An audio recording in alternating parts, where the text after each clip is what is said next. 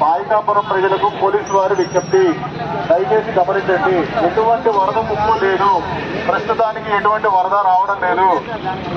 ఈ ఓన్లీ పుకార్లు మాత్రమే. గమనించండి, ఎటువంటి ఆపద వచ్చినా ఎటువంటి కష్టం వచ్చినా మేము తెలియపరుస్తాం. దయచేసి మీరు ఇక్కడి నుంచి వెళ్ళిపోండి.